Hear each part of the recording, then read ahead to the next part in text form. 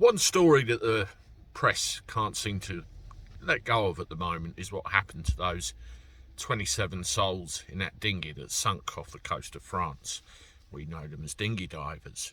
In a way, it's a good thing because this needs keeping in the public's attention so they can see exactly what's going on.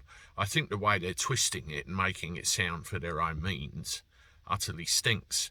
But you read more reports of what came out of that night and it gets worse and worse and worse. And you think one thing, when is it going to stop?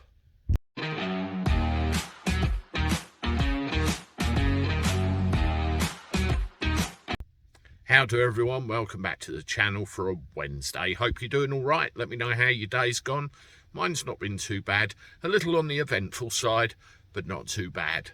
One of the events that took place for me today, I found myself in a position where I was in Dover. And I thought I was going to park up, have a little walk around and do a bit of video footage as well, which came out a little bit earlier on today.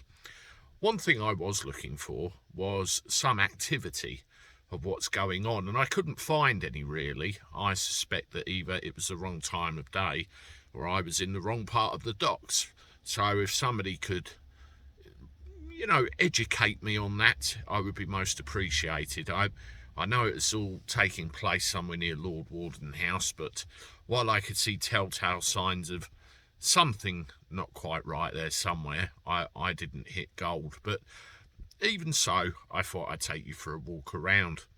And there's one thing I noticed when I was down there. You're on a very, very exposed part of the seafront, and you could see in the video footage all of the harbour entrance and everything else.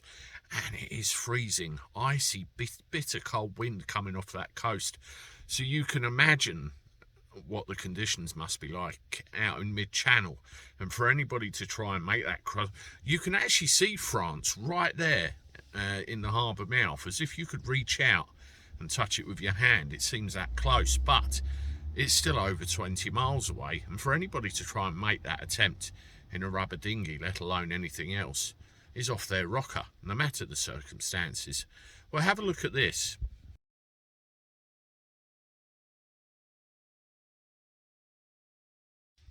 If that boat sinks, you've got nowhere to go. You're in the middle of the channel, possibly pitch black. Nothing around to come to your rescue. And I brought a video for you the other day where no one seemed to be taking responsibility for it. The French said phone the English said phone the French. Nobody came to their aid in a timely fashion, and people died, people drowned. And I hear some of you asking, drowned? They were wearing life jackets, what was going on?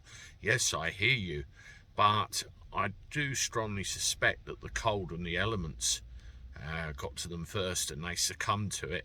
There's even talk about these dinghy divers having mobile phones on them, which has been questioned before if they've come from war-torn states and they lost them in the water, so they were unable to send a live location and therefore couldn't be rescued, and people just probably slipped away because of hypothermia and various other things, and in turn, as it's stated, drowned.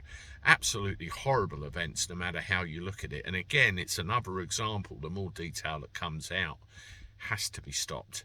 I told you at the beginning of this video, I literally walked through Dover. I knew what I was looking for. I didn't find it.